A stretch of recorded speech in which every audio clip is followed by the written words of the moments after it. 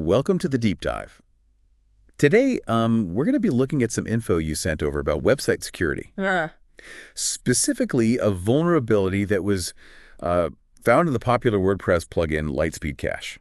Right. This vulnerability, known as CVE 2024-5550, really highlights how even tools designed to improve your website's performance can become entry points for attackers. Right, because on the surface, LiteSpeed Cache is all about speed, right? Yeah. Making sure your website loads quickly for visitors. Exactly. And millions of websites rely on it. Yeah. So the potential impact of a vulnerability like this is huge. It is. And to understand the severity, we need to grasp what LiteSpeed Cache actually does at its core. Yeah. It utilizes caching. Okay. This means it stores copies of your website's data so it can be delivered to visitors much faster. Okay. Think of it as like having readily available copies of your favorite books on your bookshelf instead of having to go to the library every time. Makes sense. But where does the security risk factor in? It sounds like a win-win, right? Happy visitors because of fast loading times, and a happy website owner because things are running smoothly. Well, the problem arises when certain configurations within LiteSpeed Cache, particularly those related to the crawler feature, create an opening for attackers. CVE 2024-5550 allowed unauthorized access to a website's admin features, essentially giving attackers the keys to the kingdom. Okay. That's a bit unsettling. Yeah. Can you walk us through how this vulnerability actually worked? Imagine someone finding a hidden key that unlocks the control panel for a website. Okay. That's essentially what this vulnerability allowed. Okay. The flaw existed in a function called Israel assimilation, which could be exploited through a brute force attack. Okay, let's break those terms down a bit. Yeah. What exactly is a brute force attack, and how does it tie into this Israel assimilation function? A brute force attack is essentially a trial and error method where an attacker tries a massive number of password combinations until they find the right one. Right. Now, the Israel assimilation function was designed for testing purposes. Uh-huh. It allows the plugin to mimic different user roles, like an administrator, but the way it was implemented made it vulnerable. So even though this function wasn't meant for malicious use, its design inadvertently created a backdoor. Precisely. It relied on something called a hash, which you can think of as a digital fingerprint unique to a piece of data. Okay. In this case, user roles. Awesome. The problem was that the hash generation within the Israel assimilation function wasn't robust enough. So an attacker could essentially crack the code, so to speak, and bypass the security checks. That's right. Okay. They could manipulate the crawler settings to trick the plugin into thinking they were a logged-in administrator, granting them access they shouldn't have. That's a bit scary, to be honest. Yeah. It sounds like anyone using LiteSpeed Cache with these specific crawler settings enabled was potentially at risk. Did LiteSpeed address this? They did. They released version 6.5.2 of the plugin, which included a patch to address the flaw. They eliminated the Israel assimilation function and bolstered the hash generation mechanism, making brute force attacks significantly harder. Okay, so they took steps to close this particular vulnerability. Right. But this begs the question, were there any other warning signs? Or was this like a one-off issue?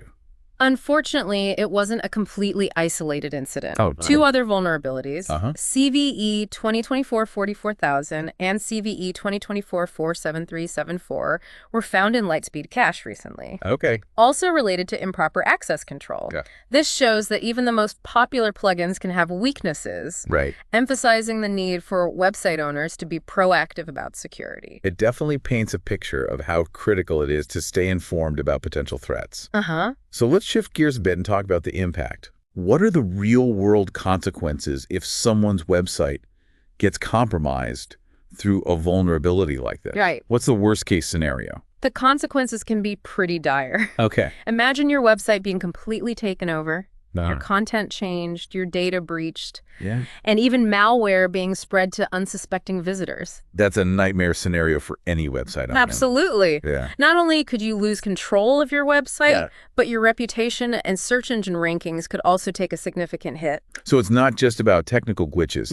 There's a real business impact to consider as well. Exactly. This makes me wonder, is this vulnerability specific to LiteSpeed Cache? Yeah. Or Does it speak to a larger security landscape within WordPress itself? WordPress as a platform is incredibly versatile and popular, Right. but its vast ecosystem of plugins, Yeah. while offering amazing functionality, Uh-huh. also presents potential security risks. Yeah. Each plugin, in a way, is like an additional door that needs to be secured. And we can't forget the recent drama between Automatic and WP Engine, right? Yeah. What impact could that have on plugin security? Their legal battle does raise some concerns.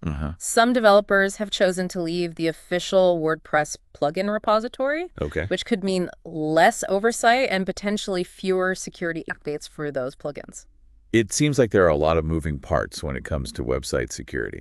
So let's focus on what we can control. Okay. What are some concrete steps website owners can take to protect themselves? Right. Not just from this specific vulnerability, Right. but from threats in general. Well, the first and most crucial step is to update LiteSpeed Cache to version 6.5.2 or later to patch this specific vulnerability. But that's just the beginning. You also need to review your plugin settings, especially those related to the crawler feature, and adjust them if needed. So it's not just about installing the plugin. Right. It's about actively managing its settings. Make sure they align with your security needs. Exactly. Okay, and beyond plugin-specific settings, you need to think about implementing strong security practices for your entire website. Right. This includes things like strong passwords, Yes. two-factor authentication, Right. and regular backups. Exactly. Okay, let's dig deeper into those security best practices. Okay. What do they entail? Right. And why are they so crucial for website owners? Let's unpack these essential security practices you mentioned. Yeah. You said strong passwords are a must. Right. What constitutes a strong password these days? A strong password goes beyond just mixing uppercase and lowercase letters with a few numbers and symbols. Okay. Ideally, you should use a password manager to generate truly unique and complex passwords for each of your accounts. Password managers are game changers, aren't they? They take the mental gymnastics out of remembering dozens of complicated passwords. They really are. Yeah. Plus, a good password manager will also make implementing two-factor authentication, Right. or 2FA. Right, 2FA, Much smoother. it's like adding an extra layer of security to your online accounts. But can you explain how it works in practice? 2FA requires a second form of verification in addition to your password. Okay. This could be a code sent to your phone, a fingerprint scan, or a security key. Even if someone gets hold of your password, they can't access your account without this second factor. So it's like having a double lock on your front door. Exactly. Makes it much harder for anyone with ill intentions to get in. Right. And on that note, another crucial step is limiting login attempts. Okay, what does that entail? Yeah. Does that involve some sort of plugin or setting? Yes, there are plugins specifically designed to control how many times someone can attempt to log in before their access is blocked. This acts as a deterrent against brute force attacks, where hackers systematically try different password combinations to gain entry. It seems like a relatively simple measure that can have a significant impact on security. Absolutely. Now let's talk about backups. Okay. I know we've touched on this before, but it's so vital that it bears repeating. Okay, I'm all ears. Why are backups considered so critical for website owners? Imagine your website is like a valuable manuscript. Okay. Backups are like creating multiple copies and storing them safely in different locations. Okay. If the original manuscript is damaged, lost, or even stolen, you have backups to restore it. So backups are essentially like insurance for your website. They provide peace of mind knowing you can recover your data if something goes wrong. Precisely. Whether it's a hack, a server crash, or even accidentally deleting files. Right. Regular backups ensure you can rewind to a previous state and minimize disruption. That makes a lot of sense. Yeah. Let's shift gears a bit. Okay. We've covered the importance of updates, strong passwords, 2FA, limiting login attempts, and backups. Right. What about proactively monitoring for any suspicious activity? Are there tools available that can help with that? There are some excellent security plugins specifically designed for this purpose. Okay. WordFence and Securi, for example, can monitor your site for malware, block malicious traffic, and even scan for vulnerabilities. So it's like having security guards patrolling your website 24/7. That's a good analogy. Watching for any signs of trouble. These plugins can also help you harden your website's security by implementing measures like limiting file access and disabling unnecessary features. Which brings us to another important point. Disabling file editing. Disabling file editing. I'm not sure I follow.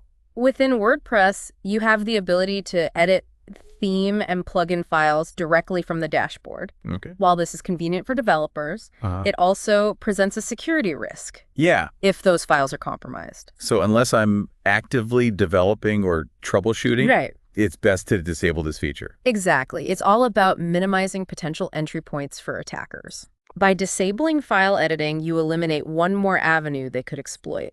It's like locking up the toolbox when you're not using it. Precisely. Now, I know we've covered a lot of ground, and it can feel overwhelming. Yeah. Especially if you're not a tech expert. To be honest, I'm starting to feel like I need a degree in cybersecurity just to run my website safely. It's understandable to feel that way. Security can be complex. Yeah. And it's always evolving. Right. The good news is that you don't have to go it alone. Are you suggesting calling in professional help? If you feel overwhelmed or unsure about implementing these security measures yourself, don't hesitate to seek professional help. There are many experienced security experts and companies that can guide you through the process of hardening your website's defenses. So it's okay to acknowledge that you might need some expert assistance when it comes to security. Absolutely. Sometimes it's best to leave it to the professionals. Think of it as an investment in your website's long-term health and safety.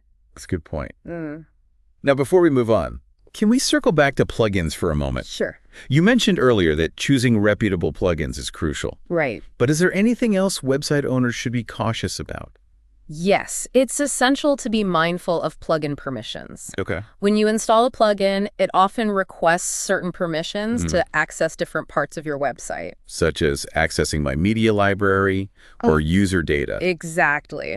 It's crucial to carefully review these permission requests. Okay. And only grant access that is absolutely necessary for the plugin to function. So don't just blindly click accept without understanding what permissions you're granting. That's right. If a plugin requests permissions that seem excessive or unrelated to its stated purpose, that's a red flag. Think of it like this. You wouldn't give someone the keys to your entire house if they only needed to borrow a cup of sugar. That's a great analogy. Be selective about which plugins you trust with access to your website's inner workings. Precisely. Now, building on this idea of being selective, let's delve into some specific recommendations for plugins that can help you boost your website's security. Okay, I'm ready for those recommendations. Okay. What plugins should be on every website owner's radar? When it comes to security plugins, there are two popular options that stand out. WordFence and Securi.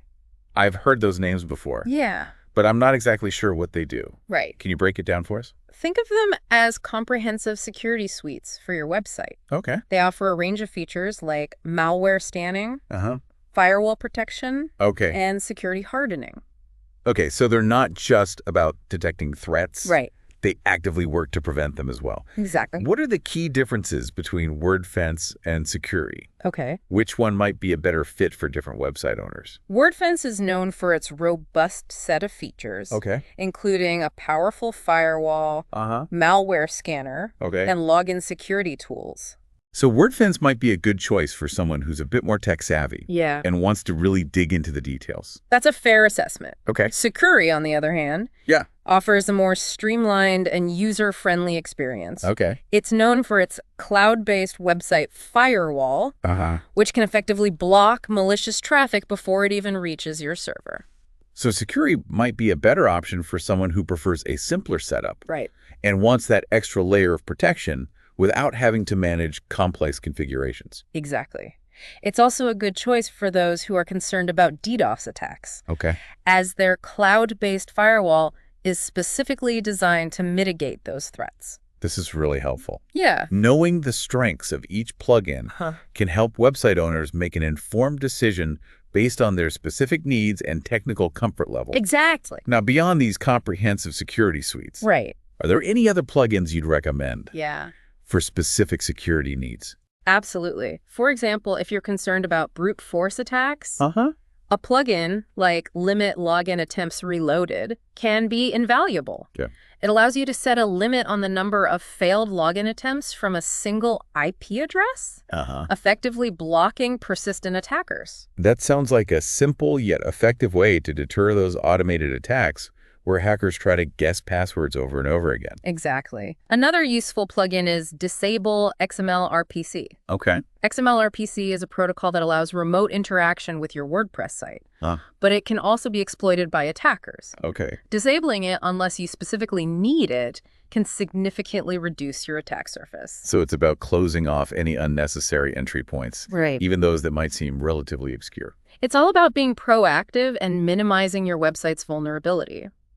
Now let's shift our focus to a slightly different aspect of security. Okay. Website backups. Okay. You mentioned their importance earlier, but can you elaborate on best practices for creating and managing backups? Absolutely. Backups are non-negotiable in my book. Yeah. They're like a safety net, ensuring you can recover your website if disaster strikes. Exactly. But I'm curious, how often should you back up your website? Right. And where should you store those backups? The frequency of backups depends on how often you update your website. Okay. If you're constantly adding new content or making changes, daily backups are ideal. Okay. For less frequently updated sites, weekly or even monthly backups might suffice. Makes sense. So it's about finding a balance between capturing changes and not overwhelming yourself with backups. Exactly. Now, where should these precious backups be stored?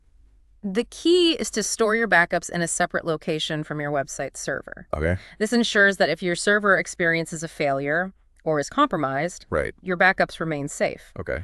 Cloud storage services like Amazon S3, Google Drive, or Dropbox are excellent options. So it's like keeping a backup copy of that important manuscript in a fireproof safe away from the original. It ensures you have a way to restore your website, even in the worst-case scenario.